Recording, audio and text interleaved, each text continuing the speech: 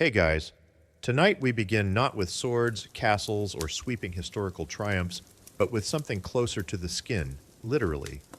Imagine walking through a city where the streets murmur beneath your boots, where windows above might at any moment unleash a splash of mystery, and where fresh is a state of mind more than a state of body.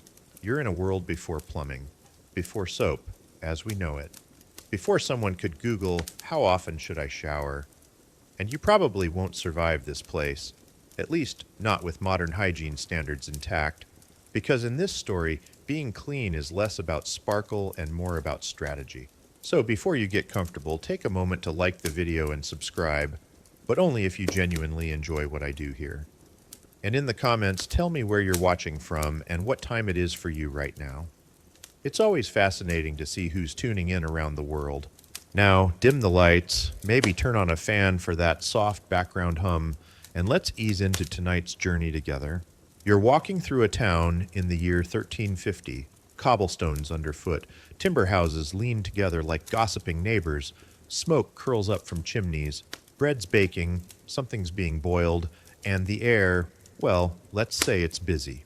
You're wearing a long wool tunic over a linen undershirt. You might own two shirts if you're lucky. The wool keeps you warm. The linen? That's your secret weapon against body odor. Not because it smells good, but because it soaks up the worst of you and can be washed when it starts to revolt. And by washed, I mean boiled in a cauldron with lye and beaten against a rock. You don't bathe much, not unless you're wealthy or suspiciously foreign. In fact, full-body bathing is something you might do once a season, maybe. Instead, you freshen up in parts. A rinse to the face, a wipe behind the ears, a foot soak if it's a holy day. That's your bath. That's everyone's bath. And here's the thing. No one expects you to smell good. Not really. The people around you all kind of smell like a stew made of sweat, onions, wet wool, and smoke. This isn't shocking. This is normal. You wake, you change your linen shirt, maybe you dab some vinegar water on your pulse points if you're fancy, and you start your day. This concept of cleanliness, of staying presentable, doesn't come from science. It comes from superstition, status, and survival. Clean people are usually richer, holier, or better at pretending. They have access to soap, which is rare, water, which may be filthy, and time, which most peasants don't have. But even poor folks try. You scrub your hands with sand. You use straw to rub dirt off your face. You chew parsley to freshen your breath. You change your linen as often as your workload allows. Historians still debate whether medieval people were truly filthy by their own standards, or just by ours. There are records of servants boiling laundry weekly. Monks had rules for washing feet and faces. Nobles bathed before feasts. Cleanliness existed. It just looked different. It smelled different, too. You walk through the town square. There's a fishmonger gutting today's catch, a blacksmith hammering metal, and someone haggling over onions. And everywhere, layers of smell, sweat, iron, fish guts, damp hay, and open drains. No one flinches. You step carefully because drain might mean anything from a stream of dishwater to something more sinister. People toss their chamber pots out the window. Sometimes they shout a warning. Sometimes they don't. To stay clean here, you learn tricks. You walk close to walls. You wear a hat. You keep lavender in your pocket to sniff when the air gets especially bold. And still, people care about appearances. Women pluck their eyebrows. Men comb their beards. Everyone fights lice like it's a daily war, because it is. You use a fine-toothed bone comb. You boil your bedding. You pray. Personal hygiene becomes a kind of dance, a way to survive, be seen, and maybe even be respected. If you look tidy, people trust you. If you smell less awful than the butcher next door, you're winning. And beneath it all, there's linen. Linen is life. It's the first thing on your skin and the first thing in the wash. The rich flaunt white linen as a mark of their wealth. The poor dream of owning more than one shirt. Changing your linen is like putting on a fresh soul. Soap exists, but it's rare and rough. A mix of lye and animal fat. It'll peel paint off wood and layers off your skin. You don't bathe with it. You defend yourself with it. Mostly, it's used to wash clothes. Bodies are harder to replace. And water? It's a gamble. Rivers are shared by animals, tanners, dyers, and your neighbor's laundry. Wells are safer if they're deep enough. But deep costs money. Instead of bathing, you manage your body. You use herbs, vinegar, wine. You rub your skin with ashes or oil. You dry scrub with wool. You wear perfume, if you can afford it, and hope it mixes well with everything underneath. But you don't complain, because no one else smells like roses either. And really, you don't notice, not until someone truly stands out, not until a foreign traveler arrives, soaked and scrubbed and shimmering like a walking miracle. Then you notice. And maybe for a moment, you wonder what it would be like to feel water on your entire body, warm, with soap that doesn't burn, in a room that's quiet, private, and safe. You wouldn't say it out loud, but you wonder. And then the fishmonger yells again, and the wind shifts, and the street reminds you where you are. You step around something questionable, adjust your cloak, and carry on. Because here in the world before soap, you're surviving. You're adapting. And in your own vinegar-scented, linen-layered way, you're clean enough. You turn a corner and spot it. Steam rising above the rooftops, a thick, lazy ribbon in the sky. It's the public bathhouse. You know it by the scent of wet wood and herbs, the sound of buckets sloshing, of bare feet shuffling, and that particular mix of voices, some relaxed, others whispering things they wouldn't say in church. This isn't some secret pleasure den. Not yet. Right now, it's a normal afternoon and the bathhouse is open. The fire's been burning since morning, heating copper tubs and barrels. People arrive with towels, linen shifts, or nothing at all. You pay your coin, shed your layers, and walk in, naked, but not alone. In the early centuries of the Middle Ages, bathhouses are common across Europe. You can find them in England, Germany, Italy, even smaller towns. They're often run privately or by local guilds. And while bathing at home is rare, especially for the working class, this is doable. This is social. This is how people stay clean. You might sit in a wooden tub filled with hot water and herbs like lavender or rosemary. Someone might scrub your back with a cloth dipped in soapwort. You sweat. You soak. You chat. Maybe you gossip about a neighbor's recent lice outbreak or debate whether vinegar rinses really keep away illness. Mainstream fact? These bathhouses were not only for comfort, they were medically recommended.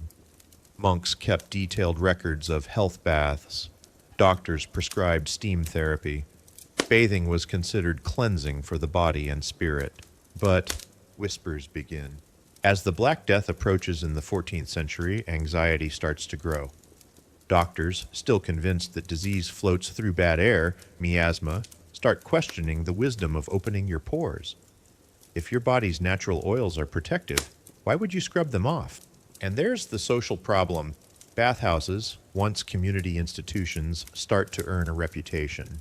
Because when you mix hot water, a dark, steamy room, and very little clothing, things tend to get conversational, relaxed, intimate. It's hard to tell when exactly the shift happens. Some historians argue it begins with the rise of moral policing, priests and preachers warning against vanity and carnal temptation. Others suggest the decline is economic. Maintaining these large heated spaces isn't cheap, but there's no doubt that by the time the plague hits, fear explodes. You've opened your pores in a public tub, and now your body is defenseless. You could inhale something evil.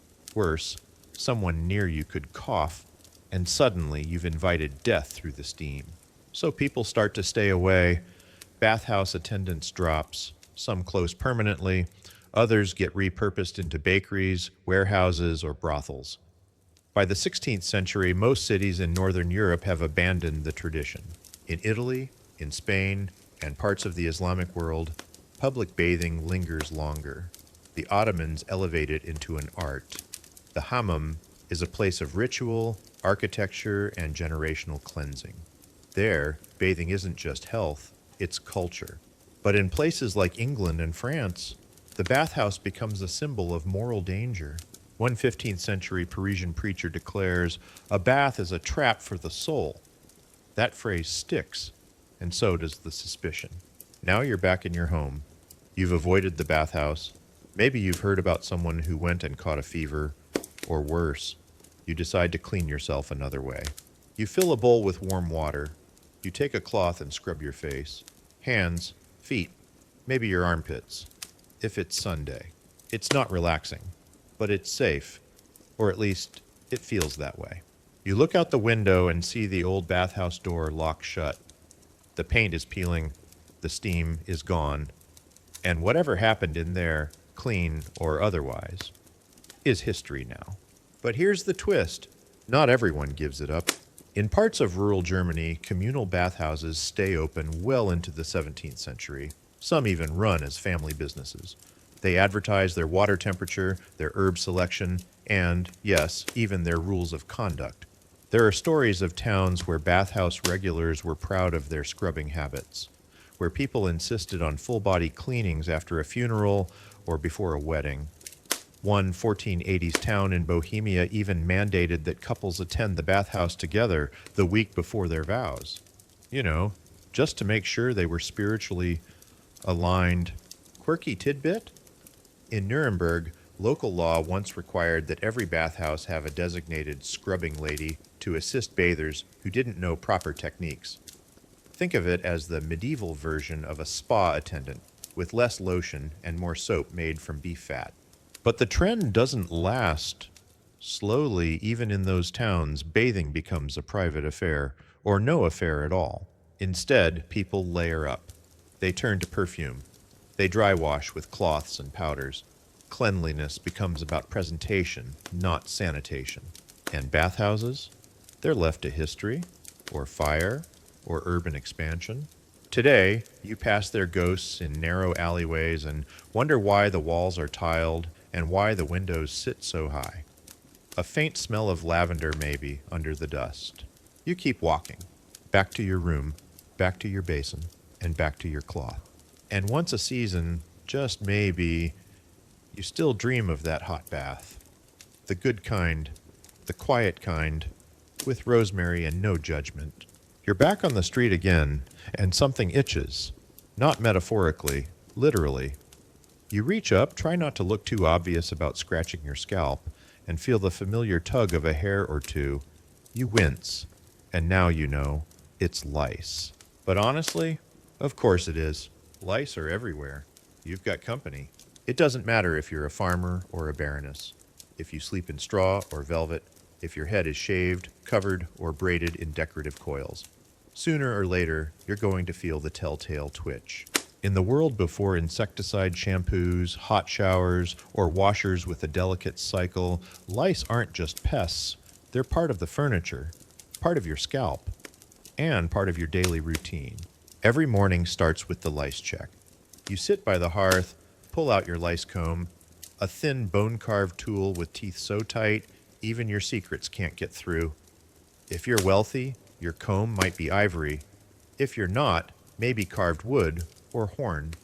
Either way, it's personal. You never share it, ever. You begin by parting your hair.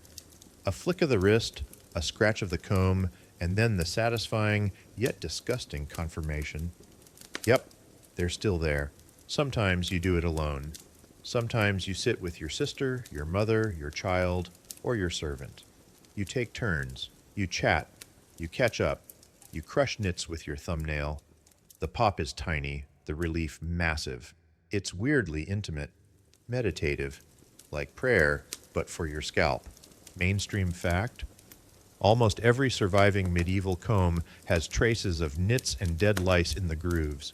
Even aristocrats, crowned and powdered, fought the crawl. Queen Elizabeth III owned dozens of ornate combs. Historians still argue whether she used them for show or for actual delousing. But it's not just your head that's under siege. Your body's got its own battlefield. Linen underclothes are lice hotels. Your sheets, your collars, your hatbands, all vulnerable. And in winter, when you don't bathe, they thrive. So you boil things. Linen gets washed weekly if you're rich, monthly if you're not. You soak it in lye and hot water, beat it with paddles, dry it over rosemary branches or near the hearth. The heat kills most things. Most, not all. Some people fumigate their clothes in ovens, not to cook them, just to roast the bugs out. Others hang garments over sulfur pits or near open coals. Dangerous? Yes. Effective? Kind of. There are powdered remedies, too. Crushed herbs like wormwood, mint, rue. You dust your scalp and shoulders like seasoning a stew. You tuck sachets under your bonnet. You pray. If you're very wealthy and very done with it all, you just shave your head. Wigs are easier to clean. You can boil a wig. You can douse it in vinegar. You can give it to your servant and tell them, make it stop. Fringe fact: in some medieval courts, it was fashionable to pluck your forehead hair to appear more intelligent. Combine that with lice-related shaving, and you've got nobles wandering around with 5 heads and pearl-studded caps. Iconic and itchy. Children, of course, get the worst of it. They roll in hay, hug dogs, nap in corners, and come back crawling. Mothers learn to check behind the ears, under the cap, and at the nape of the neck. There's no shame, no horror. Lice don't mean you're dirty, they mean you're alive. You ride a horse? You get lice. You sleep in an inn? Lice. You hug a friend too long? Congratulations, you're sharing more than secrets now. In Japan, rice straw bedding is often burned to rid it of lice. In Persia, travelers carry small metal combs on strings. In the Andes, women grease their hair with animal fat to trap lice and scrape them out with flat stones. Across Africa, intricate braids help limit infestation, but daily inspection is still a must. In Polynesia, fish oil does double duty as hair conditioner and louse repellent. The world is crawling, and humanity just keeps combing. You sit near a window, sunlight catching the teeth of your comb. You pluck a louse. You inspect it. You mutter something under your breath. You flick it into the hearth. There's even a kind of humor to it. Friends tease each other about lice like Americans might joke about bad hair days. Lovers check each other's scalps. Children turn it into a game. But sometimes it gets serious. There are outbreaks, typhus, other pest-borne diseases. No one knows why some people get sick and others don't, but the lice seem involved. That's when you see folks cutting hair short, switching to tighter linen, burning old bedding, scrubbing floors with vinegar. You do what you can, even if it's not enough. Even monks aren't spared. In one monastery, the records mention a lice room, a chamber specifically for deluging garments. In another, monks were encouraged to confess if they had lice, and then quietly borrow stronger soap. So you comb, you dust, you boil, you live. It's evening now. The fire's low. You pull your cap over your ears and wrap a shawl across your shoulders. You know they're still there. They always are. But you'll get them. Maybe not all, maybe not tonight. But tomorrow, you comb again. And somehow that's enough. The morning sun peeks through warped shutters, brushing across the floorboards where yesterday's dust still lounges. You sit up in bed, scratchy straw mattress, wool blanket pulled halfway down, and take a moment, not to stretch, not to yawn, but to listen. Somewhere in the next room, your linen undershirt rustles gently on the back of a chair. It's dry, a little stiff from yesterday's vinegar rinse, but it's clean, well, clean enough. And in this world, that's a luxury. You slide your legs off the bed, feet hitting cold stone, and reach for the linen. It's soft against your skin now, not because of fabric technology, but because it's been worn and re-washed so many times that it's earned its comfort. This is your next-to-body garment, the one thing you trust to soak up everything life throws at you. Because you aren't bathing today, you probably won't this week, you might not this month, but you will wear clean linen. In medieval Europe, linen was more than clothing. It was a hygiene tool. It was your towel, your sponge, your armor against the world. One layer pulled tight against the body, thin, breathable, and endlessly washable. The rich wore it in stacks, undershirt, chemise, smock, or shift. The poor wore one if they were lucky, two if they were blessed. You changed it when you could. You aired it out between washes, you mended it lovingly. Mainstream fact? The Latin root of linen gives us the word linens for bedding, lingerie for undergarments, even line for washing lines. Linen was that central. It underpinned society, literally. You throw on your outer tunic over the fresh shirt.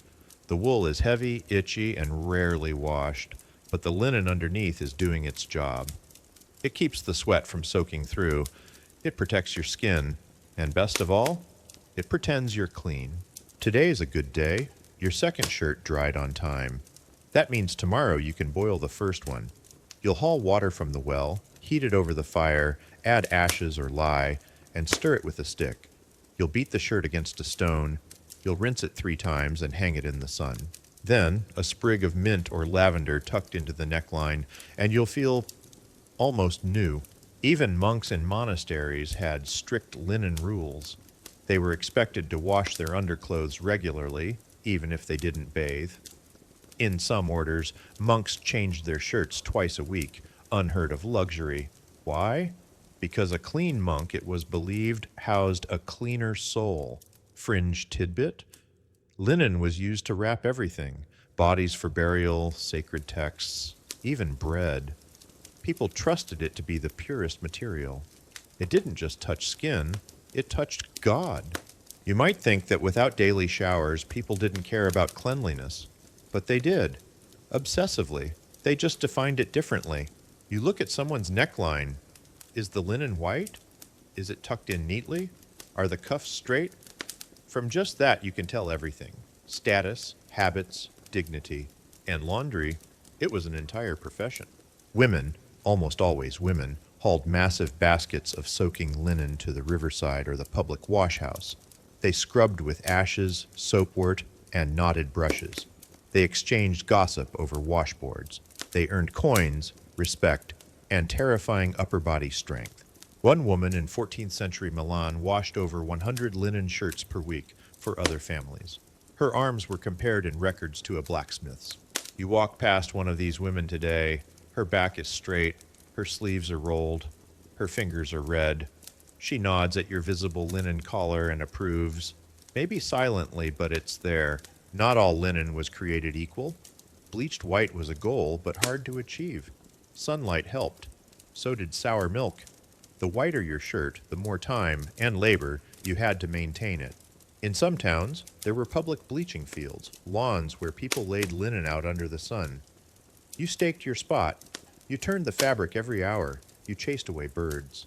In other places, vinegar was king. A rinse in sour wine or old cider made your linen smell better and resist lice. At least, that's what people believed. Historians still argue whether linen truly improved hygiene or just improved appearances. Did wearing it actually keep you healthier? Or did it just convince others you were clean and therefore safe? Either way, it mattered. You see it in portraits. Queens in snowy linen coifs, kings with white cuffs peeking from jewel-toned sleeves, peasants with patchy but still visible undershirts beneath their tunics. Linen meant effort. Linen meant pride. And for women, it was often the only part of their body that saw water regularly. During menstruation, many women changed linen inserts or pads made from scraps. They soaked them in vinegar and dried them in private. No one talked about it, but everyone knew. You pass a laundry line now, flapping in the breeze, 10 shirts, a towel, maybe a cap. Someone's been busy, someone's trying. And you remember, cleanliness in this era wasn't a fixed state. It was a daily battle. Not one with soap and water, but with cloth, effort, and sheer linen stubbornness. You run your fingers over your sleeve. It's not soft, but it's dry. And today, that's enough. So you walk out the door, straight-backed and freshly layered, because under the dust and the wool and the strange looks from your neighbor's pig, you're clean, in the only way that counts. The breeze today smells like wet earth, boiled cabbage, and horses. You're not surprised. It always does. But today, there's something else in the air, a question hanging just above your head, tickling your scalp like a riddle with no good answer. That question is, how are you going to clean yourself after going to the bathroom? Because you, my friend, live in a world before toilet paper. You shift your cloak, glance toward the alley, and calculate your options. You're lucky. You're in a town. There are latrines nearby, sort of, maybe. Out in the country, it's easier. A ditch, a bush, a quiet corner with a view of the sheep. You squat, you do your business, and you reach for, well, Whatever's handy. Leaves, moss, hay, scraps of cloth if you're fancy, a flat stone if you're not squeamish. But here in town, you're at the mercy of communal toilets, outhouses shared by entire neighborhoods, or, if you're feeling brave, the closest riverbank. Mainstream fact?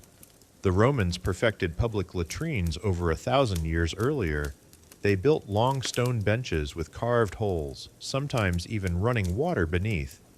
A sponge on a stick soaked in vinegar was passed down the line for communal use.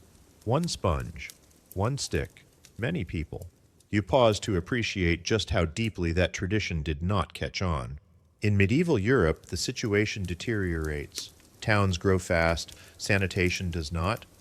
Privies are dug behind homes, if you're lucky. Most people use chamber pots, ceramic bowls that, once full, are emptied out windows or into the nearest gutter. Hence the phrase, "Gardy-loo," a Scottish shout meaning, "Look out below," delivered seconds before someone dumps last night's contents into the street. You find a latrine near the town square. It's a wooden box perched over a pit.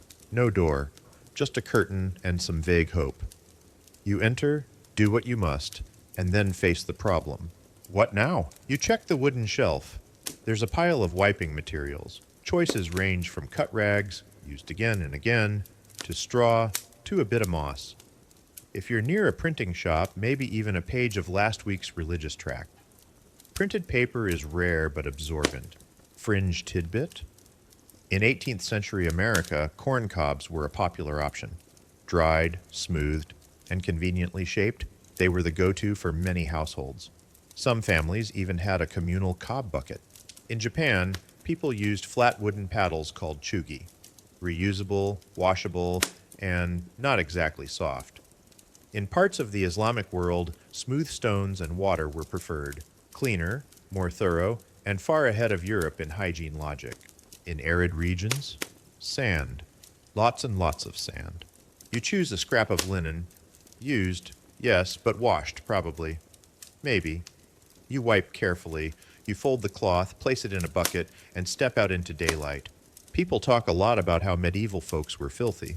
But the truth? They were just working with what they had, and they were resourceful. The goal was always the same. Feel fresher, smell less, avoid disease. The methods? Varied. In monasteries, latrines were engineered with remarkable care. One abbey in England had a 2-story lavatory with running water and scheduled cleanings. Monks built chutes that carried waste to distant streams. They prayed, but they also plumbed. At sea, sailors leaned over the edge of ships or perched on special seatboards with direct ocean access. That salt breeze was doing a lot of deodorizing. Historians still debate whether wiping methods were class-based. Did nobles really use perfumed cloths and imported wool scraps while peasants reached for hay? Or was it more about access and location?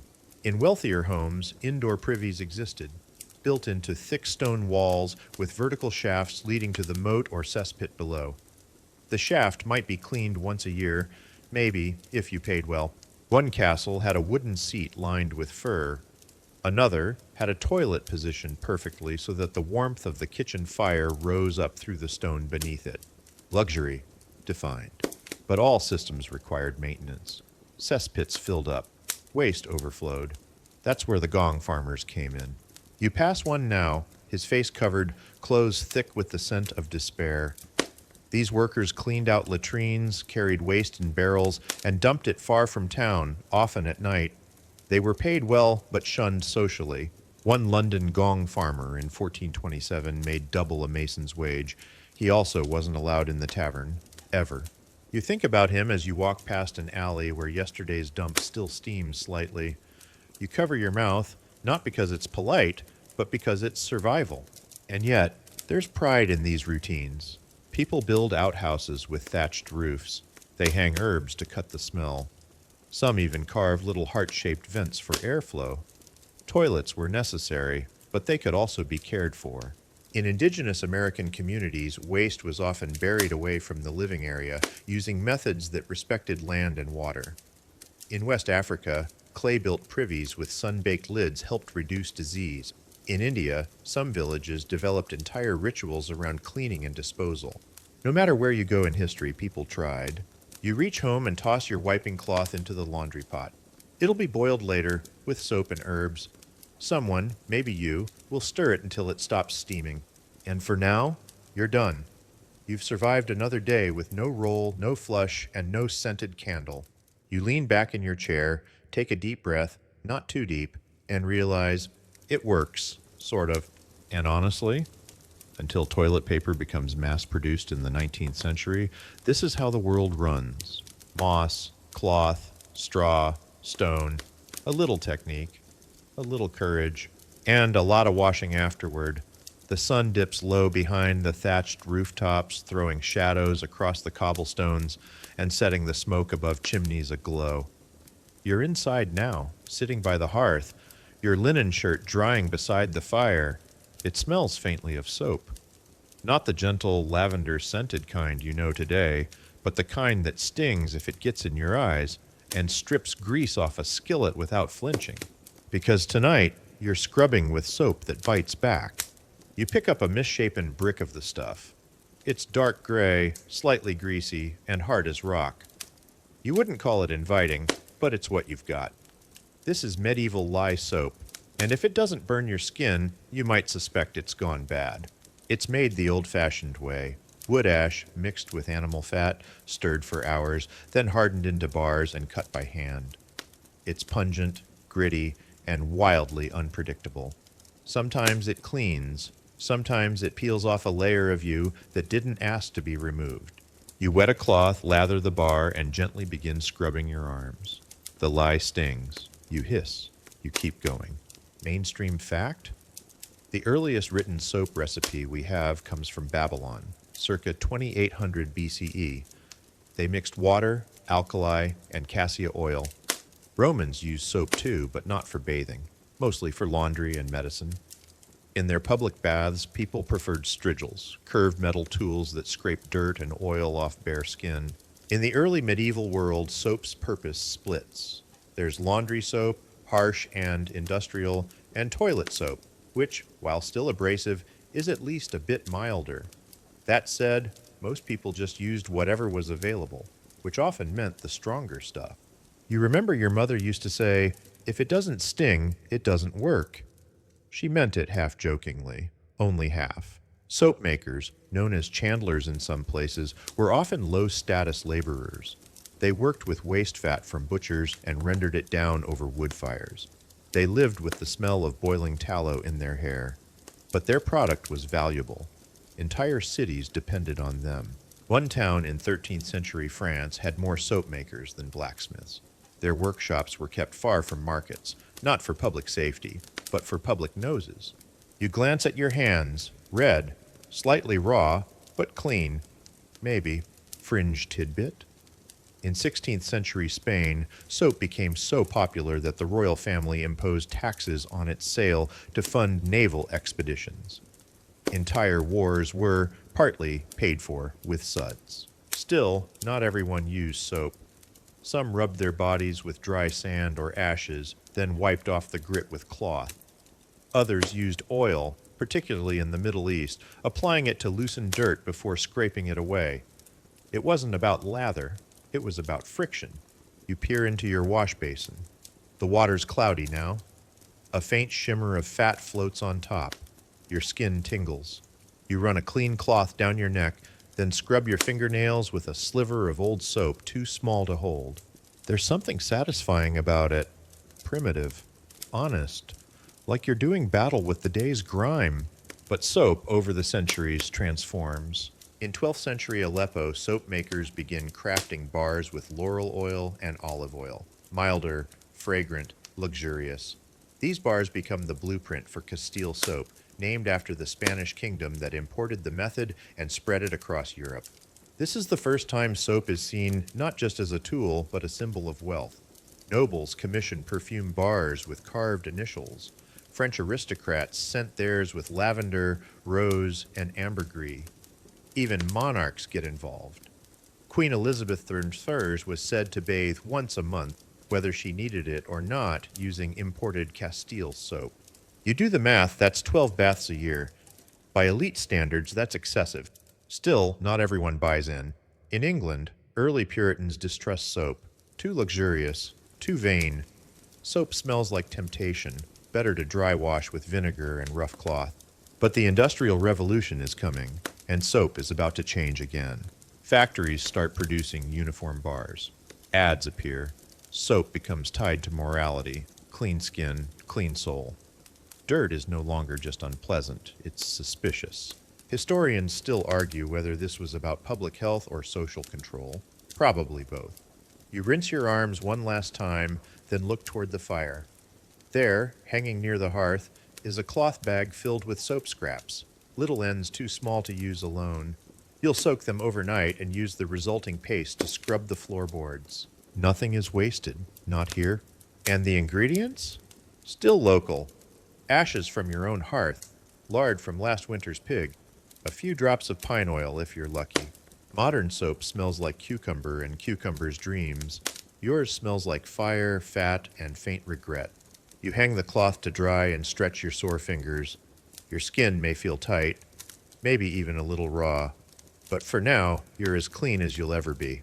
And beneath it all, the sweat, the smoke, the sting, you're carrying on a tradition thousands of years old. Boil, stir, scrub, repeat. You step outside into the morning light, boots crunching against the dirt path still slick from last night's rain. Chickens scatter. Someone's hanging laundry across the alley, and two children chase a wooden hoop down the road. Life begins early here, but something else begins even earlier, long before the sun rises or roosters crow. Something that quietly shapes the way people live, breathe, and walk their city streets. Because in this world, the streets are open sewers. You tug your cloak tighter and look down. Always down. Step wrong, and your boot might land in more than just mud.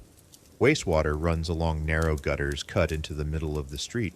Sometimes it trickles, sometimes it floods. Always, it carries with it the sins of every nearby household. In a town with no modern plumbing, the rules are different. Drainage is a guessing game. Every building has a chamber pot, or several, and once full, it must be emptied. How? Through the window, into the street, onto the cobblestones where people walk, sell bread, court sweethearts. Hence the phrase, "Don't walk too close to the wall." It's not superstition, it's strategy. Mainstream fact: cities in medieval Europe lacked underground sewer systems. Paris didn't begin laying pipes until the 18th century. London, not seriously until after the 1858 Great Stink, when the Thames turned into a cauldron of human runoff and Parliament nearly fainted from the smell. But long before that, cities grew up without planning. Homes clustered tightly, streets twisted and turned based on footpaths worn by animals. And sanitation was an afterthought. You walk past a bakery, the smell of bread battles with something far less inviting wafting up from a corner drain. A pig noses at a pile of rotting cabbage leaves. A boy tosses a bucket of soapy water onto the path, missing your boots by inches. You nod politely. This is just life. Fringe tidbit? In 15th century Florence, wealthy citizens paid street sweepers to clear waste from the alley in front of their homes, mostly to keep appearances. These sweepers worked dawn to dusk, clearing dung, refuse, and God knows what else. Still, the effort never quite kept up. People adapt. Wooden platforms are placed outside shop fronts to keep customers' shoes dry. Ladies wear pattens, overshoes that lift them several inches off the ground. Some markets ban chamber pot dumping during daylight hours, though enforcement is spotty, and yet the city still breathes. It lives. It functions. You head toward the town center where water barrels have been placed at key crossroads. People rinse hands, fill jugs, splash their faces. It feels like progress until you realize the same barrel has been used to soak fish, wash feet, and hydrate donkeys. You sigh. Move on. Historians still debate whether medieval streets were always this bad. Some evidence shows cities had rudimentary drainage systems, or that gutters were cleaned regularly. But records also reveal complaints, dozens, even centuries apart, about smells, messes, and diseases blamed on filth. In Islamic cities like Baghdad and Cordoba, sanitation was better managed, sewers were planned, waste was carted out daily, water flowed in channels beneath the roads. Even public baths had drainage systems that would impress any modern plumber. In contrast, much of Christian Europe simply shrugged. Let's not forget the gong farmers again, those heroic underpaid souls tasked with cleaning privies and hauling waste to designated dump zones. But they didn't handle street runoff. That was everyone's problem. And what happened when it rained? You'd think it would help, wash things away. But no, it made everything worse. Waste pooled, gutters overflowed, streets became rivers, and if your home sat lower than the road, well, you learned to sweep fast. There's a reason so many homes had raised thresholds and stone floors. You duck under a shop awning to avoid a splash. A woman empties her pot from the second floor, not even looking. You catch the arc out of the corner of your eye and thank whatever gods are listening for your quick reflexes. You joke about it later over a pint, because what else can you do? Even royalty wasn't immune. Castle latrines, known as garderobes, were built as vertical shafts, dropping into pits or directly into moats. Over time, the moat became less of a defense system and more of a very wet reminder that indoor plumbing had not yet arrived. One English castle built its toilet so that the waste fell directly into a pigsty. Efficient? Perhaps. Hygienic? Let's not go there. But as cities grow, so does the problem. In Renaissance London, laws begin to appear. Regulations, prohibitions. People are fined for dumping waste into alleys. Public latrines are built, gutters are paved, but the enforcement is uneven and the habits persist. You pass a cart today, two men with shovels sweeping muck into barrels. One wears a scarf over his nose, the other whistles. You respect them more than the king. And what about the smell? It's constant, but your nose, like your linen shirt, adapts. You carry herbs in your sleeve. You dab rosemary oil on your neck. You burn incense when possible. Wealthier homes place vases filled with fragrant flowers near the entrance. Part decor, part defense. Still, none of this is enough when the wind shifts the wrong way. You reach your doorstep. Step out of your pattens. Wipe your boots with a scrap of cloth. You look back at the street, alive, busy, unbothered, and you realize this is just how it works. It's not clean, but it's not chaos either. It's survival in motion. Night falls, slow and quiet. The glow from your hearth flickers across the room, casting long, soft shadows on the stone floor. You're tired, wrapped in a scratchy wool blanket, and somewhere under that blanket, perhaps sharing your warmth, is something that is not supposed to be there. Because tonight, like every night, you are not alone. You share your bed with bedbugs, fleas, and possibly even mice. And in the centuries before mattress tags, exterminators, or vacuum-sealed bedding, that's just how sleep works. You lie back, head resting on a stuffed linen pillow, not with foam or feathers, but with straw. Maybe wool if you're lucky. It crinkles when you move. It smells faintly of dust and earth. It's been aired out, sure, but that only helps so much. And as your eyelids grow heavy, you begin the nightly ritual. Scratch, shift, pat, scratch again. Because here in the world before pest control, sleep is not a sanctuary. It's a battleground. Mainstream fact? Bedbugs have been with humans for at least 3,500 years. They were known in ancient Egypt, where wealthy families burned incense around their beds to keep the pests at bay. In medieval Europe, they were simply expected. You roll over, trying to avoid the sharp edge of a loose straw poking through the ticking. Your bedding is made from materials that breathe, and also host tiny colonies. The seams of your mattress are perfect hiding places for fleas and lice. You can boil your linen shirt, you can wash your hair, but your mattress? That's forever. In wealthier homes, mattresses are flipped and aired every week. They're laid out in the sun. They're beaten with rods to scatter the residents. In poorer homes, straw is replaced every few months, or not at all. Fringe tidbit? In 17th century France, mattress stuffers were paid by the pound of clean straw added. Some cheated by mixing in twigs or even small stones to increase weight, which might explain the lump in your lower back right now. You pull the blanket tighter. Winter's creeping in. In cold weather, humans and animals draw closer together. Dogs sleep at your feet. Cats curl up near your ribs. Mice run along the rafters above, occasionally slipping down the beams like acrobats. If you're on a farm, chickens might roost in the hallway. If you're in the city, rats rummage behind the woodpile. Sleep is lively. Some people hang netting over their beds, not for decoration, but to block insects. Others hang dried herbs, lavender, rue, mint, anything that claims to repel vermin. Some sleep with garlic near the pillow. Others drink wine before bed, hoping it'll make them sleep too deep to notice. But you always notice. You scratch again. There it is, another bite. You remember your grandmother's advice. Rub salt into the sheets. Boil them twice. And for heaven's sake, don't let your mattress touch the wall. The bugs climb. Historians still argue whether all social classes suffered equally. Certainly, the poor had fewer ways to protect themselves. But even nobles with carved bed frames and silk hangings dealt with infestations. King Louis XIV reportedly ordered his bedding burned and replaced monthly, not for luxury, but because he had to. And it's not just bugs. Your bed is your dining bench, your birthing station, your sick room. It's where babies are born and grandparents die. It's where you recover from fever, where you plan your farm chores, where you whisper secrets, and where you try to forget the lice crawling across your ankle. One night, your neighbor lights a bundle of sage and waves it under her bed frame. The next morning, she swears the fleas are gone. They're not. They've just moved next door. You try vinegar on the bedposts.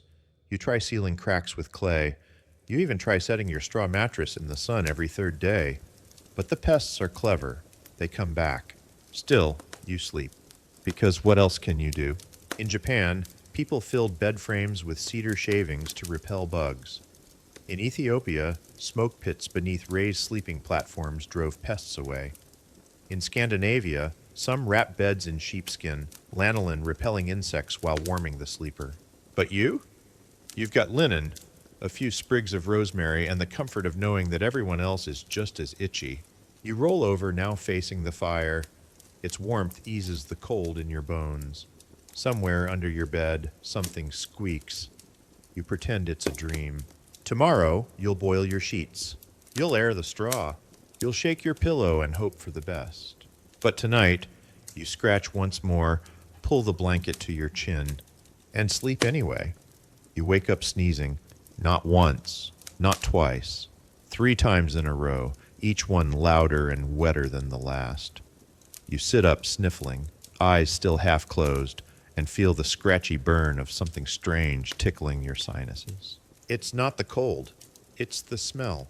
Because today, just like yesterday and the day before, scent is survival, and whether you're trying to mask, repel, attract, or just endure, you reach for your weapons: herbs, vinegar, smoke, and oils. Welcome to a time when smells were medicine, perfume was protection, and people believed that what you breathed could save or ruin you. You get dressed slowly, pulling on yesterday's tunic, and tuck a pomander into your belt. It's a small metal orb filled with crushed cloves, cinnamon, and orange peel. It clinks gently when you move, releasing spicy comfort with every step. To us, it's quaint. To them, it's armor. Mainstream fact. For centuries, people believed that diseases traveled through miasmas, bad air, thick with invisible rot. The solution? Overwhelm it, outstink it, cloak yourself in fragrance so powerful the plague wouldn't dare touch you. You tie a bundle of dried rosemary to your sleeve. You smear a dab of vinegar-soaked cloth under your nose. You carry a sachet of thyme in your boot. The scent is medicinal, yes, but also social, because people notice. A person who smells sweet is assumed clean, safe, and desirable. Someone who smells bad, dangerous, maybe even cursed. You pass a woman on the street selling herbs from a basket: lavender, wormwood, sage. She plucks a stem and hands it to you, unasked. You nod, tucking it behind your ear, not because it looks nice, but because this morning someone on your street collapsed coughing. Again. In times of plague, people walk around with plague masks, those infamous beaked hoods. The beaks are filled with fragrant materials designed to purify the air. Inside each curved tip might be a blend of juniper berries, rose petals, and camphor. The logic is flawed. The performance is theatrical. But the fear? Real. Fringe tidbit? In the 17th century, wealthy Venetians hired scent servants to carry perfume-saturated gloves and fans ahead of them in crowds, clearing a sweet-smelling path through city filth. And then there's garlic. You smell it before you see it. Hung in ropes across doorways, sliced raw and rubbed onto wrists, crushed into wine, and sipped slowly for the lungs. Garlic was a poor man's perfume, a healer's tool, a vampire repellent, and a bad date's cologne, all rolled into one. In medieval medicine, it was believed to balance the humors. In practice, it simply made people smell so intense that others backed away, accidentally enforcing social distancing 500 years early. You arrive at the bathhouse, not to bathe, but to trade gossip. A woman nearby dabs rosewater onto her wrists. Another powders her armpits with chalk and crushed violets. One man lights a small incense cone and wafts the smoke around his collar. The room smells like a bakery that caught fire in an herb shop. But it's working. No one sneezes. Historians still argue whether these practices actually helped reduce disease or if they just made people feel safer. Some scents, like vinegar and alcohol, have mild disinfecting properties, but cloves won't save you from bacteria. Cinnamon won't stop cholera. Still, you trust your nose. You walk through town passing privies, butcher shops, dyers' workshops, and leather tanners, each one a different kind of pungent. To live here is to constantly edit the air. You carry a sprig of mint between your teeth. You chew slowly. You pass someone who smells strongly of camphor and honey. You nod in approval. Fragrance becomes currency, a signal, a barrier. In the Islamic world, personal scent is tied to cleanliness and spiritual purity. Musk, amber, and rose oil are revered. Bathing is common. Scent is prayer. In China, incense is used not just in temples, but in homes, burned during family meals, ancestor rituals, and even bedtime. In Aztec markets, vendors trade in copal, a sacred resin burned during cleansing ceremonies. Even warriors carried scented pouches into battle, believing that good smell honored the gods. In Europe, especially in plague years, scented gloves become fashion statements. People perfume their hats, their handkerchiefs, their horses, anything to create a personal bubble of survivable air. You walk home at sunset, a bit of crushed thyme in your hand. You light a dish of coals and drop rosemary sprigs in. The smoke curls up, dances across the room, fills the corners. You inhale. It doesn't smell clean exactly, but it smells better. And that's enough. You've made it through another day, and now you sit by the hearth with a bowl of something warm in your hands. Stew, maybe. It's thin, but hot, and there's a piece of bread so stale it could bludgeon a rat. Still, it's food. And here, food is half your hygiene.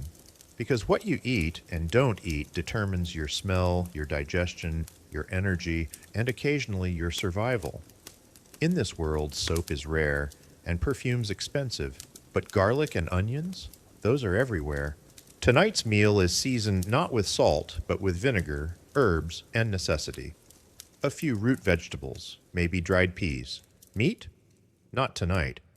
Meat goes bad fast unless it's smoked, salted, or pickled into oblivion. And water?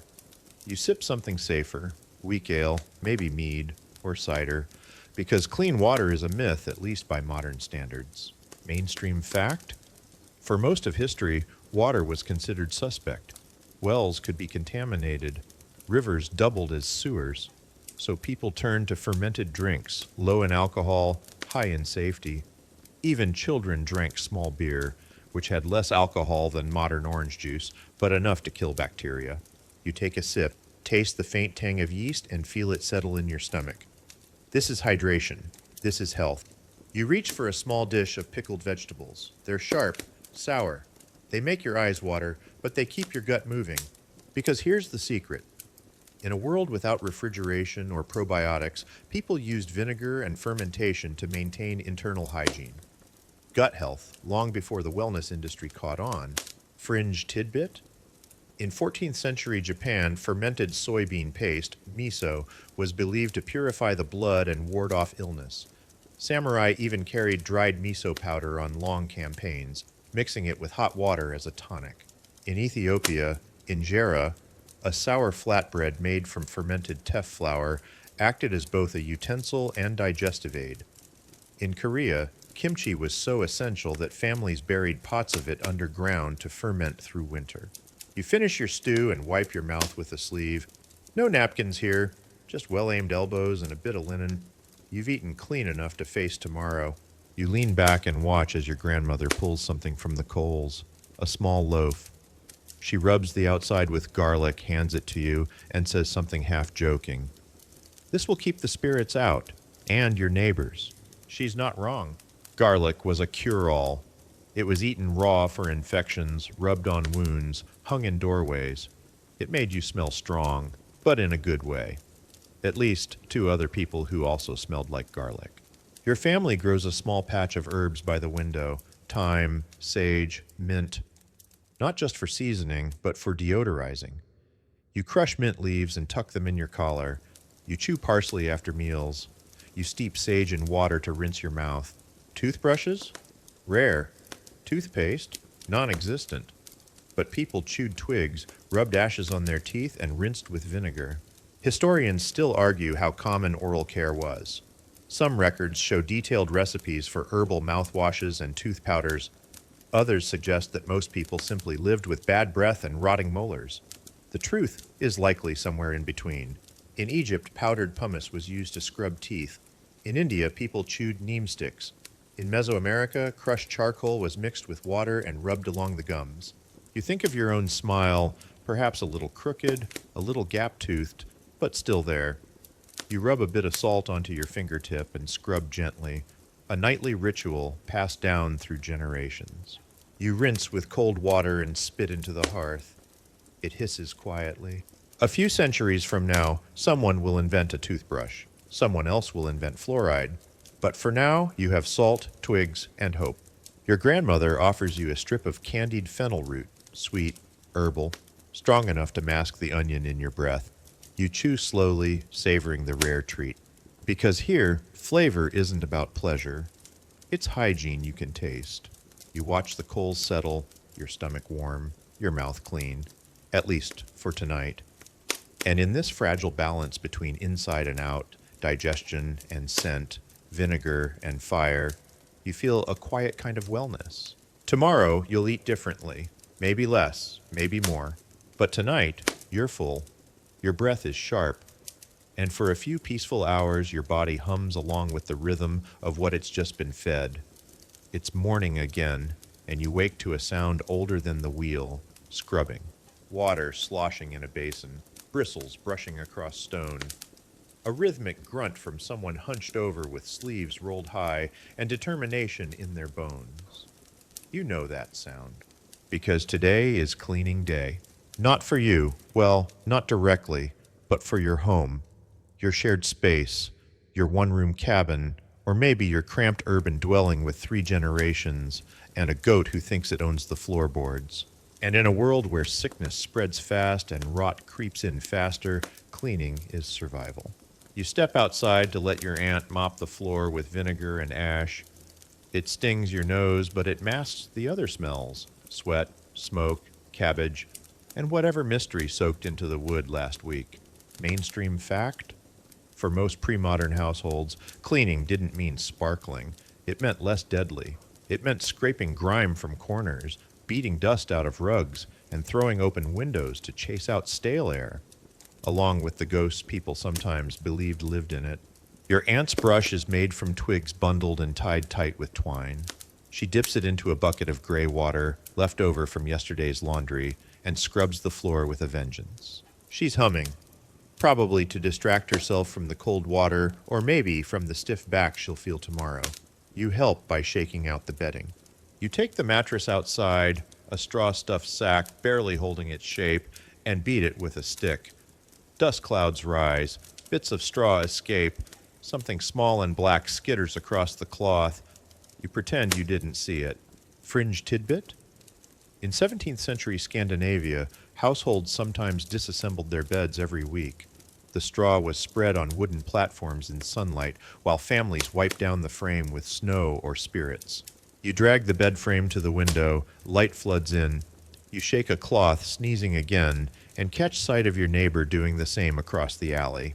It's a whole street symphony. Brooms on brick, mops on stone, buckets clanging, rugs being beaten like they owe someone money. Cleanliness isn't just private, it's communal. In towns, some neighborhoods hired collective sweepers who cleared alleys and hauled waste out of courtyards. In cities, sweeping your doorstep was a sign of pride, and sometimes the only way to keep the rats one step away. And let's not forget the ceilings. Cobwebs collect in rafters, so you take a long stick, wrap a damp cloth on the end, and jab upward like a knight on spider patrol. Bits fall down. You try not to scream. You mop the soot off the hearth, shake the wood chips from the threshold, and empty the chamber pot behind the house, tipping it onto the compost heap where last week's turnips went to die. Your hands are raw. Your back aches. But something about the scent of lye soap and rosemary water makes the house feel more like a fortress. Historians still argue whether daily cleaning routines were widespread or reserved for the wealthy, but journals and manuals from the early modern period suggest otherwise. Cleaning was expected, praised, and, in some places, spiritually required. In Japan, cleanliness was linked to Shinto beliefs, sweeping as ritual, bathing as purification. In parts of West Africa, compound floors were swept and sprinkled with perfumed water each morning. In the Andes, homes were cleansed with smoke and herbal steam every new moon. You toss fresh herbs on the hearth, sage, lavender, a twist of juniper. The smell rises and pushes out the damp. Later, you'll rub oil into the doorframe, wash your hands with sour wine, and boil the dishcloths in a copper pot until they stop smelling like soup. There's no bleach, no gloves, just habit, heat, elbow grease, and a kind of sacred repetition. Because the dirt always comes back, so you chase it. Not to win, but to live. It's market day. You're on your feet before the rooster crows, hands numb from the morning frost, breath visible in front of your nose. You bundle into your cleanest shirt, not clean exactly, but less wrinkled than the others, and lace your boots tight. Because today you'll be shoulder to shoulder with your neighbors, your rivals, your friends. And if there's one thing more important than your goods or your gossip, it's how you smell. You check your sleeve. Yes, the rosemary sprig is still tucked in place. You dab your wrists with a little vinegar infused with sage and lemon peel. You chew on a clove. You tug your cap low. Because public cleanliness isn't just personal pride, it's your calling card. As you walk down the muddy road toward the square, you pass others doing the same. A baker with flour on his cuffs, a fishmonger adjusting her kerchief, a boy with turnips under one arm and pine needles jammed into his belt. Everyone's doing what they can to appear clean, not because anyone expects perfection, but because cleanliness is currency. Mainstream fact? In pre-modern marketplaces, especially in medieval and early modern Europe, customers often judged vendors as much by appearance and scent as by goods. A butcher with dirty fingernails lost sales. A cheese seller who reeked of yesterday's stew, bad for business. So people got creative. You pass a woman at her stall selling cloth and thread. She's dusted her stall with powdered herbs to keep the flies away. Her apron smells faintly of bay leaves and beeswax. A sign above her booth reads, "Clean hands, honest work." Another man selling dried apples has set out a bowl of mint to chew, not for the customers, for himself. He smiles with every sale, fresh-breathed and confident. You've brought soap scraps to barter. Tiny end pieces, too small for home use, but perfect for someone who wants to scent their hands or dab their collar. You display them proudly. You nod at a merchant nearby who's lined his booth with linen soaked in vinegar. His boots are polished, his hat is brushed. You respect the effort. Fringe tidbit? In Ottoman Istanbul, market vendors were fined for bad smells. Fish sellers were required to rinse their stalls with rosewater. In some cities, barbers doubled as perfumers, offering a quick beard trim and a dab of citrus oil before a customer stepped out to mingle. You glance down the aisle of stalls, herbs, cloth, grain, soap, candles, more herbs. You see someone shaking out a wool blanket. someone else wiping a bench with lemon water. The air smells like thyme, pepper, wet wool, and ambition. And everywhere you go, people inspect. They check the scallions for dirt, the eggs for feathers, the hands that hand them both over for calluses and stains. Historians still argue how common scented hygiene was in working-class markets. Was it widespread, or only among trades reliant on appearance? Did rural fairs embrace it as much as city bazaars? The answer is, probably yes, but differently.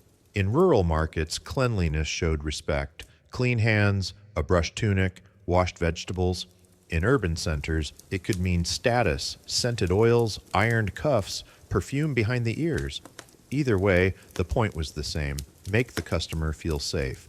You sell half your soap scraps before midday. A young woman buys two, wraps them in cloth, and tucks them into her sleeve. "For my brother," she says. "He stinks." You both laugh. Later, a priest passes by. He stops, sniffs, buys a third piece, says nothing, walks away. At the cheese stall, you grab a slice of sharp goat's milk and trade it for a twist of dried lavender. The vendor hands it over with a nod of approval.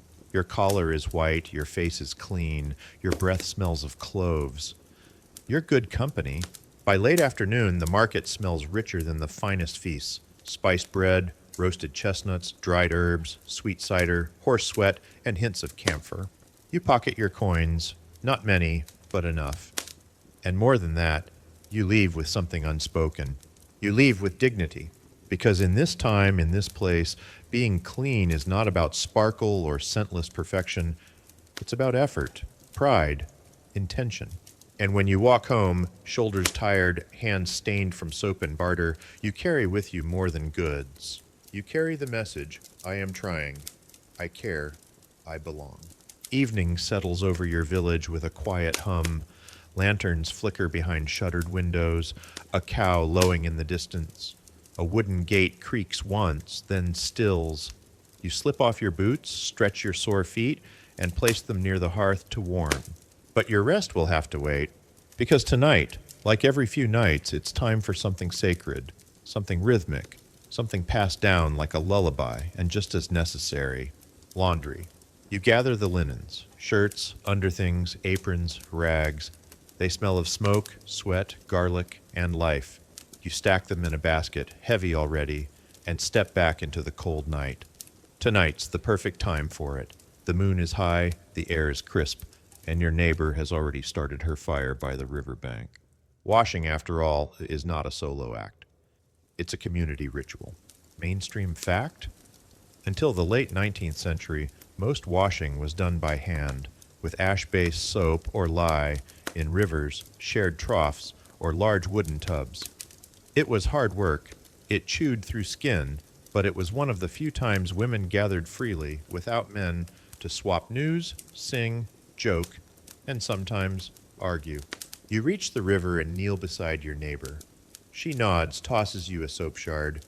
It's homemade, goat fat and lye, cured for a month. Smells like ash and herbs. Burns if you rub it too long. You smile and begin.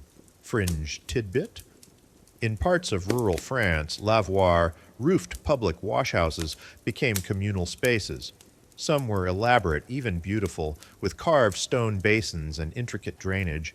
In others, women knelt in icy streams, rubbing cloth on river rocks until their knuckles split.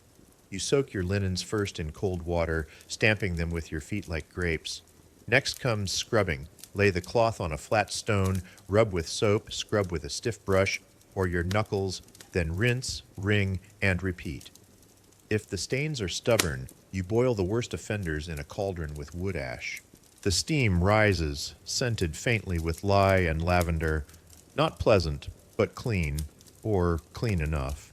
Children dart between you, pretending to sword fight with laundry paddles. One drops a sock in the river. Laughter echoes. The night air is full of sound. Fabric slapping stone, women humming folk songs, water gurgling past. This isn't a chore, it's choreography. Exhausting, aching, necessary choreography. You take a moment to check for lice eggs in the seams. If you find any, you'll scald them with boiling water. If not, you still boil, just in case. Historians still debate whether people actually felt cleaner after these long washing sessions, or if it was more about social obligation. Truthfully, it was both. A stained shirt marked you as careless, but so did shirking laundry duty. In ancient Rome, fullers, professional launderers, used urine to whiten togas. It worked, but left behind a pungent trace. In Korea, women washed clothes in rivers using wooden paddles, beating rhythmically while calling out poetry. In West Africa, laundry was accompanied by song, ritual, and palm soap lathered until it gleamed. You work until your arms ache. Then, you wring each item carefully, twist by twist, and hang them along a rope near the fire. The smoke will help dry them overnight and kill a few fleas. You rub your reddened hands with oil, just a little animal fat, and sit beside the basket, letting the ache settle. The talk tonight turns to strange dreams, to who's courting whom, to rumors about illness 2 villages over. You listen. You add a joke. Someone tosses a sock at you. You retaliate with a damp towel. Laughter again. Laundry, here, is where women build the archive of their days. Not in books, but in stories passed between scrub strokes and wrung cloth. Later, you return home with your clean linens, warm and heavy from smoke and steam. You'll lay them flat near the hearth. You'll fold them in the morning. And when you finally slip between 2 of them, fresh, rough, but warm, you'll sleep better than you have in days. Because even in a world without hot showers or laundry machines, nothing beats clean sheets. You wake before dawn to the soft clink of metal, a spoon in a clay bowl, a rhythm you know well. Someone's making soap. Not the fancy kind with rose petals or molded bars shaped like birds.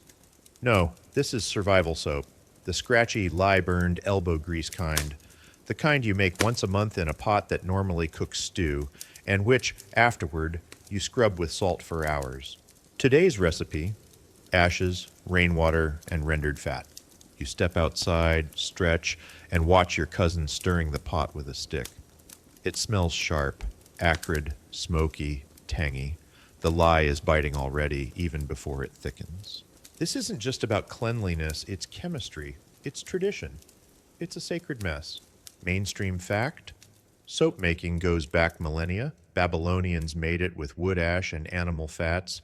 Egyptians added clays and aromatics. And in medieval Europe, every household had their own variation. The basic idea: mix an alkaline solution, lye, with fat. Wait, stir, hope. Fringe tidbit: in parts of rural West Africa, soap was made with shea butter and potash derived from burnt plantain peels. It was dark, soft, and deeply nourishing, used both for washing and healing the skin. Variants like osdudu or black soap are still handmade today, celebrated for their simplicity and power. You join your cousin, tossing in another handful of chopped tallow. It sizzles. She smiles. Her hands are cracked from last week's wash day, but she's proud of this batch. She knows the exact point when it stops being soup and becomes something else. You sit stirring. By midday, the soap is poured into wooden molds and left to harden. It will be cut into bricks tomorrow, stored in a basket, traded at market, rubbed on laundry, used to wash hands after milking goats, and once, perhaps, even gifted to a midwife. But soap isn't always made of fat. You remember your uncle showing you soaproot, a desert plant whose chopped roots lather in water. Indigenous tribes across the Americas used it for washing, for rituals, and sometimes for medicine. The suds are gentle but effective. Your people knew this long before it had a Latin name. In the Pacific Islands, coconut oil was boiled with lime or ashes to create shampoo and soap in one. In South Asia, Retha or soap nut trees produced natural saponines when soaked in water, used for skin, hair, and even silk clothes. You carry a bar of yesterday's soap to your room. It's still soft but holds its shape. It smells like wood smoke and comfort. You tuck it in your shirt drawer to finish drying so your clothes can borrow the scent. Historians still argue whether early soap was common in every household or mostly reserved for specialized tasks like laundry and linen. But diaries, inventories, and wills mention soap often. Its presence, humble, unglamorous, was a quiet sign of someone trying to keep order in a disordered world. Because that's what soap does. Not just clean, it claims space. It says, I care. I made this. I washed this. You prepare a small bowl of ashes and water, your lie test. A feather floats on top. Not ready yet. You wait another hour, checking again. This time the feather sinks. Strong enough. Strong, but not deadly. You nod. You know now how much to dilute, how long to cook, where to store it so mice don't eat the lard. The fire crackles. Your hands are gray from ash and soot. You smile. Soap doesn't ask for much, just attention, just effort, just burns on your fingers, steam in your eyes, and pride in your chest. You place the new batch on the shelf, uneven, rustic, a little wonky, but perfect. And when you wash your hands that evening, cracked, reddened, lined with dust, you feel that slippery lather, raw and real. It stings a little. It cleans a lot. And for a moment, surrounded by fire, wind, and water, you feel like an alchemist. Or at least like someone who'll smell a little better tomorrow. The rains have come. Not a drizzle, not a polite mist, but a real curtain-drawing, puddle-digging deluge. You watch it from the doorway, the sky split open, the thatch above your head dripping in places it shouldn't. And you know, just know, that tomorrow will be mud from knee to ankle. But for now, you have another problem. Your clothes aren't drying. Everything you wore yesterday, still damp. The linens you washed 3 days ago, still damp. The firewood you stacked, the boots by the door, even the seat by the hearth. Damp, damp, mildew damp. And in this world, moisture isn't just inconvenient. It's dangerous. Because when nothing dries, everything smells. Mainstream fact? Before the invention of electric dryers or radiators, keeping clothes dry was a matter of serious ingenuity. Damp cloth attracted mildew. Wool could rot. Leather shoes, if soaked too long, shrank or warped. Linen turned sour. And the human nose? It noticed everything. You bring a bundle of shirts closer to the hearth, hoping the smoke will finish what the wind refused to. You flip each one slowly, hand by hand, careful not to scorch them. You can't afford to lose another tunic to impatience. Fringe tidbit? In 18th century Scotland, it was common to dry clothes on heather beds, flat stretches of resilient ground cover that let air circulate underneath. People laid their garments out at dawn, hoping for sun and praying against sheep. Others strung twine from rafter to rafter, turning kitchens into low-flying obstacle courses. You've bumped your head more times than you care to count on a pair of drying socks. But still, it's better than mildew. You reach into the basket and smell a shirt. Not horrible. Not great. That faint tang of yesterday, sour, almost metallic, like copper coins in a wet pocket. You'll sprinkle it with lavender water and hope no one sniffs too hard tomorrow. Your grandmother, bless her, hands you a slice of dried citrus rind. Tuck this in the sleeves, she says. Keeps away the stink. You obey, because she knows. She remembers winters so damp they had to sleep in shifts, taking turns by the fire, warming bed sheets with stones, airing out boots with straw.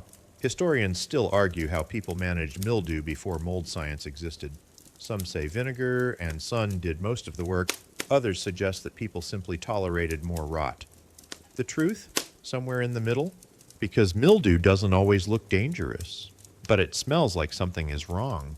In China, clothes were sometimes smoked over pine fires. In the Andes, people froze, dried their woolen garments at night, letting cold air suck out moisture like a natural desiccant. In desert regions, sand was used to scrub and dry heavy cloaks. You? You've got a hearth, a hope, and a handful of lemon peels. You lean back and watch the steam rise from your shirts. You toss another log on the fire. The cat curls on a towel that was supposed to be drying. You sigh and let it happen. At night, you hang things higher, closer to the smoke. You turn each piece like meat over a spit, watching carefully. Burned linens don't just smell bad, they shame you. By morning, some of the shirts are dry enough. The wool smells faintly of smoke, but that's better than mildew. You press them flat, fold them twice, and wrap them in a clean cloth for storage. And that's when you hear it. the slow, deliberate plink of a new leak from the ceiling. You smile, because of course, tomorrow you'll start again. Because keeping things clean in this world isn't a goal, it's a routine. One doomed to fail if you stop paying attention. One stitched with frustration, but laced with pride. And as long as there's smoke, citrus, and a bit of space near the hearth, you'll win, one dry shirt at a time. The door creaks open with a gust of wind, and a child runs in, breathless, cheeks red, trailing mud from heel to hem. Your first thought isn't, "Are you okay?" It's, "Take those boots off before you track that through the house." Because in your world, mud is a permanent guest, invited or not. You sigh, fetch a rag, and begin the age-old ritual, cleaning off the day. It starts at the threshold, literally. The step into your home is worn smooth not just from time, but from constant wiping, scraping, brushing, defending your floorboards from the outside world. Mainstream fact? In many pre-modern societies, thresholds weren't just physical barriers, they were spiritual and hygienic ones. People placed herbs, ashes, or stones by the entrance to repel illness and filth. The design of entryways reflected the belief that what you brought inside could either bless or ruin the entire household.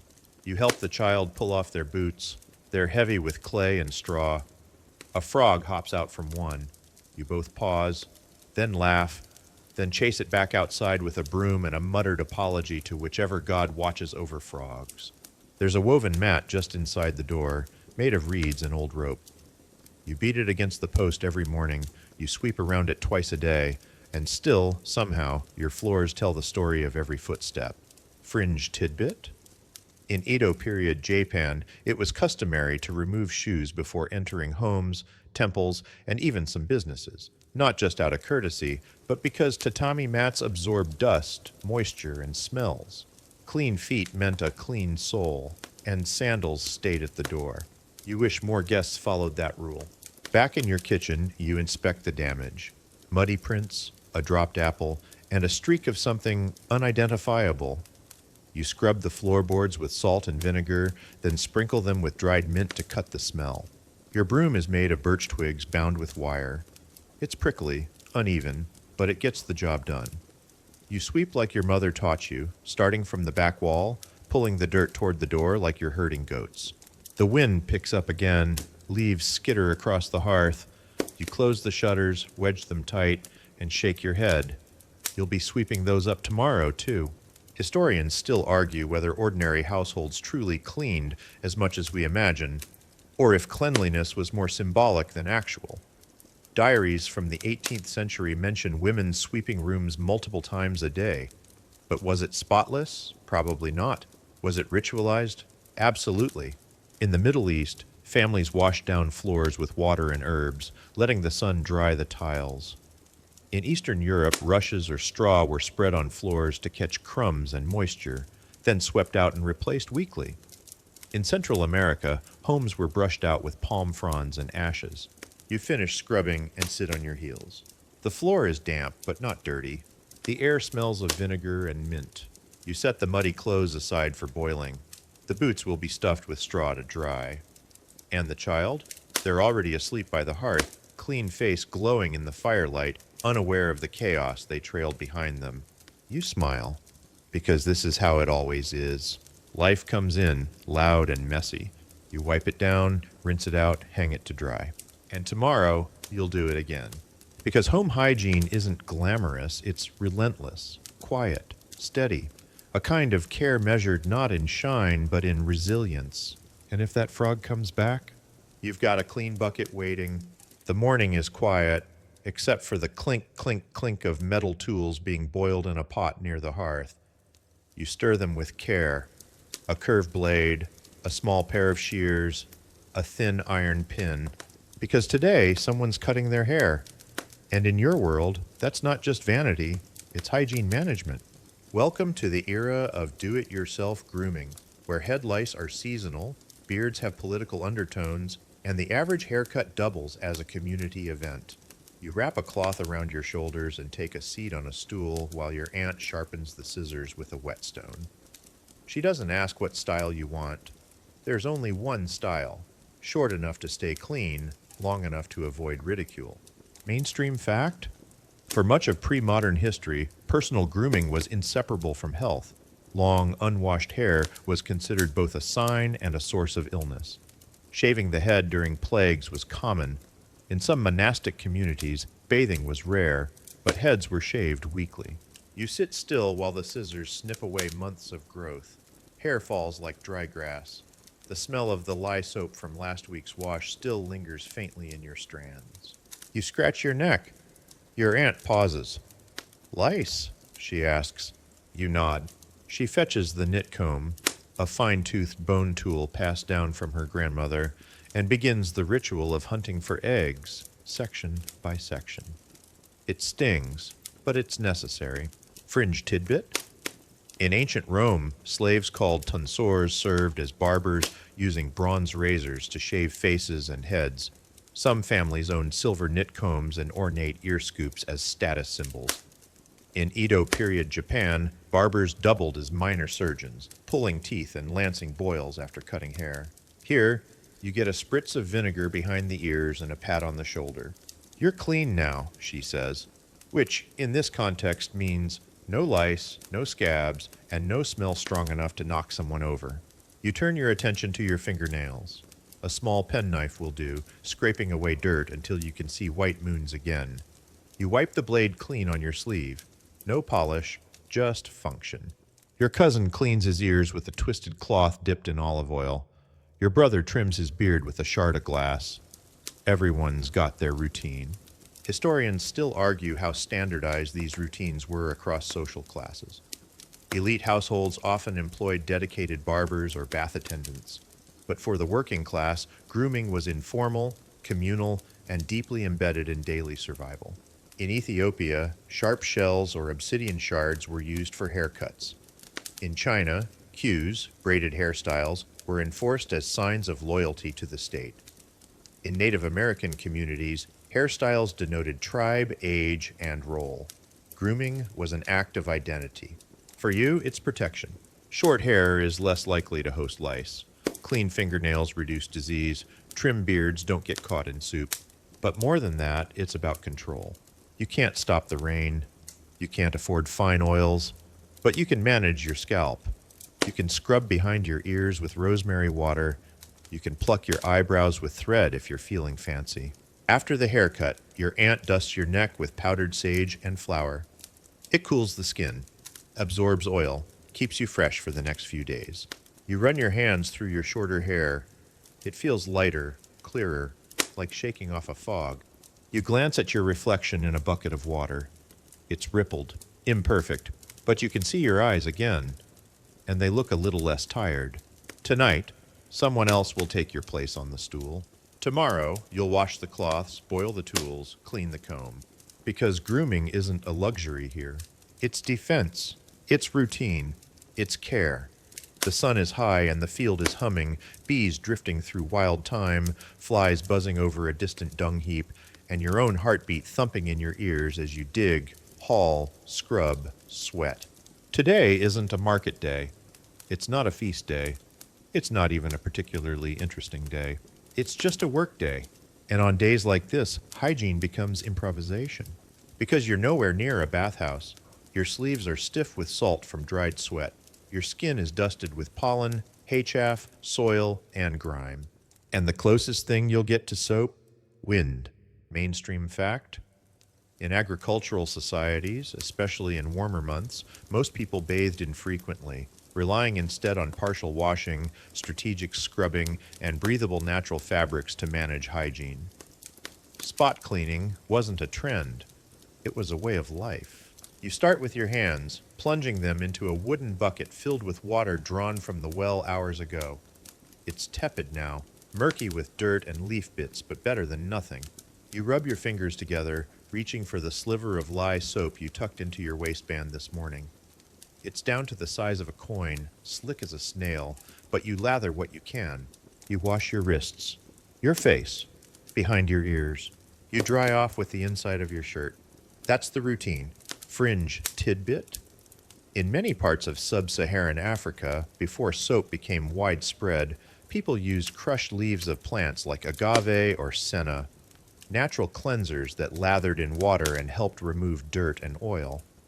These methods were often more skin-friendly than early European soaps. You look around.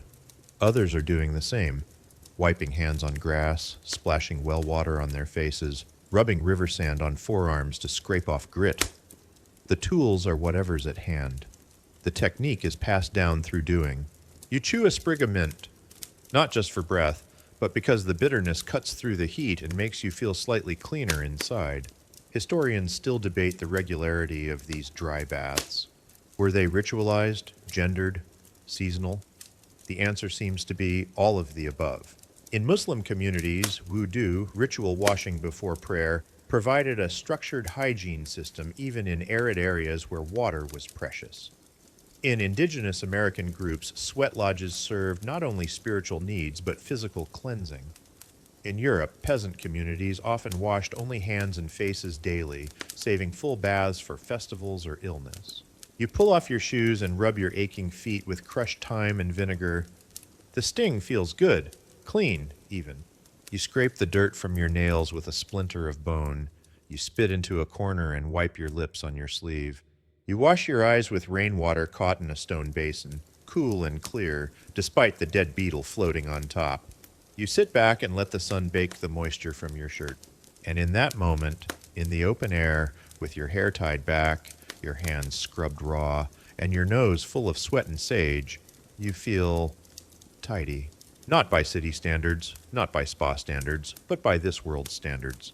You catch your reflection in a polished bit of metal used to scare birds from the crops. You look tired, alive, dusty. You look like someone who survived the day. Tomorrow, you'll do it again.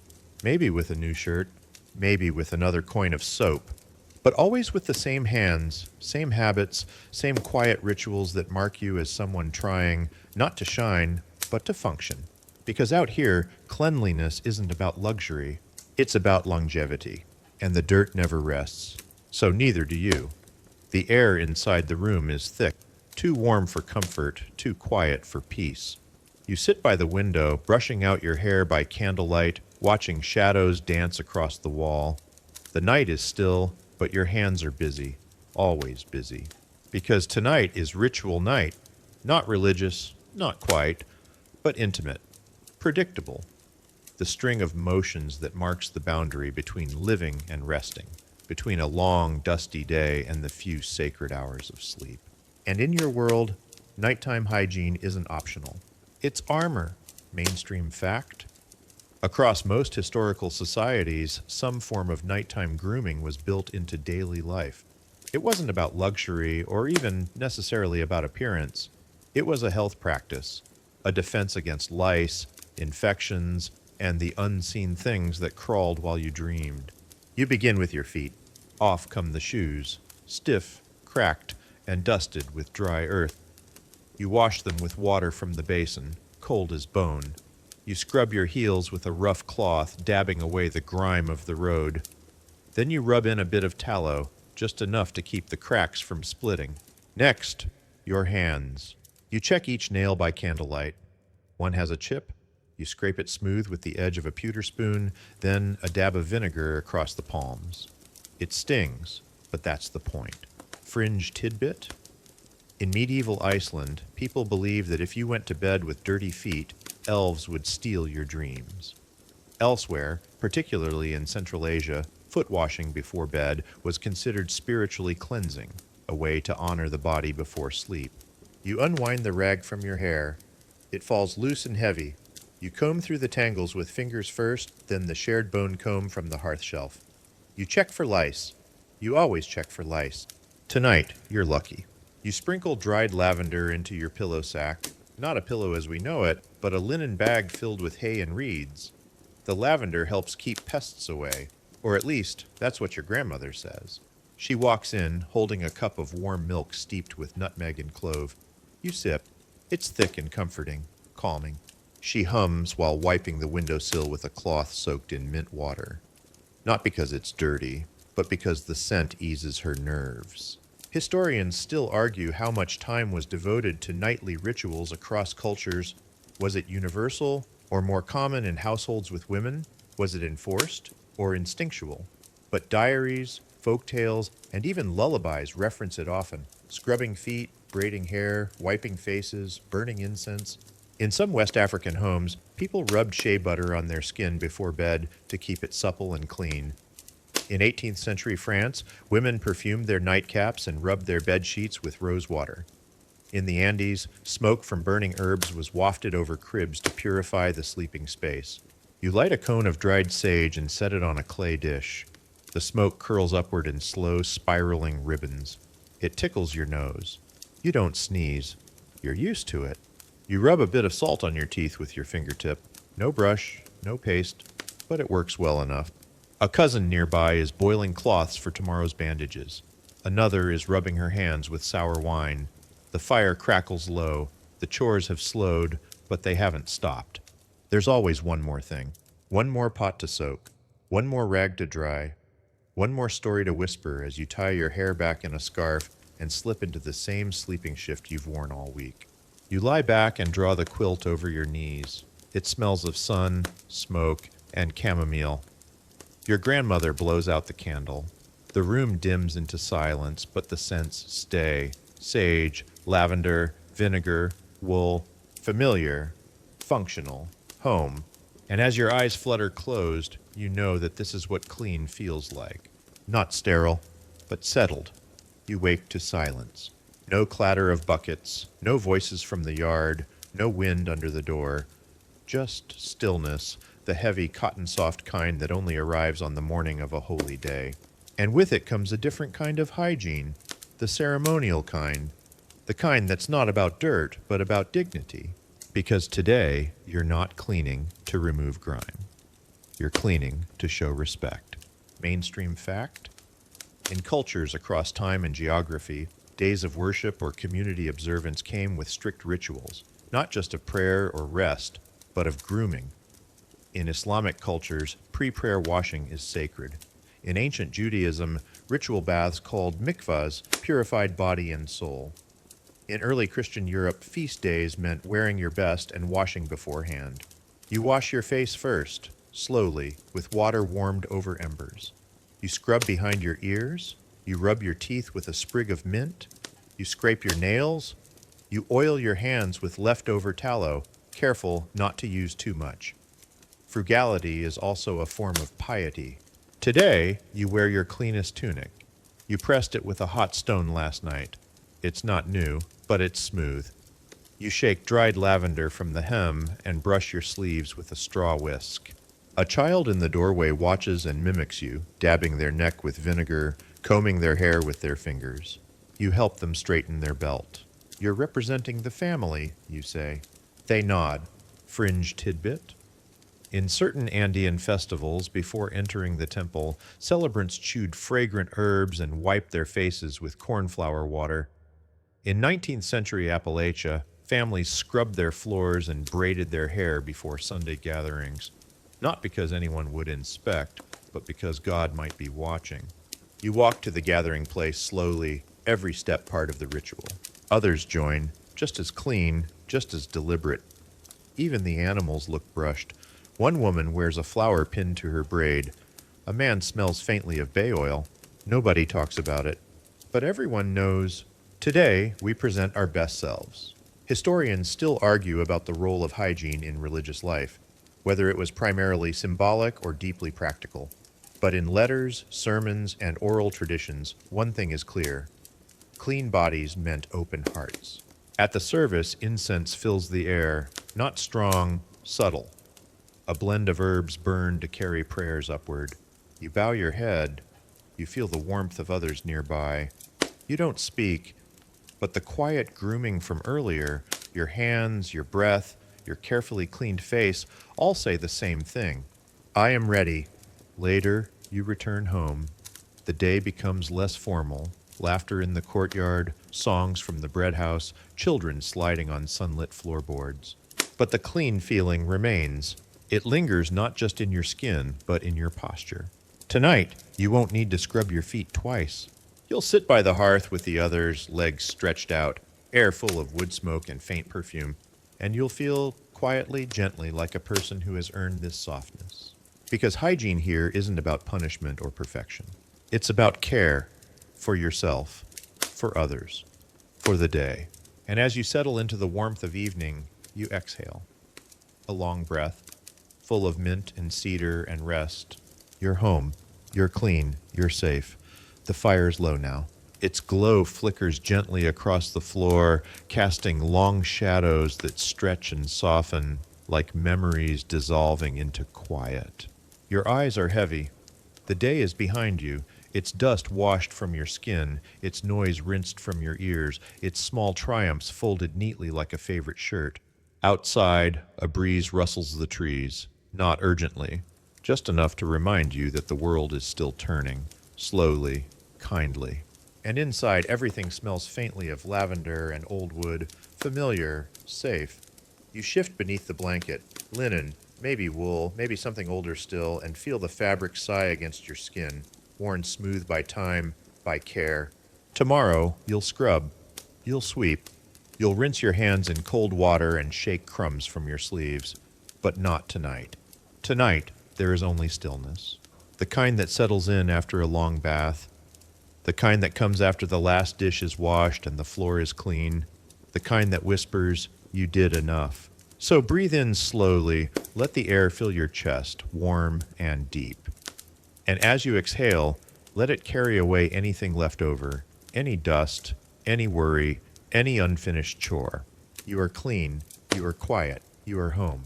Sleep comes not like thunder, but like a closing door. Soft, final, certain. Let it close behind you and drift. Sleep well. You've earned it.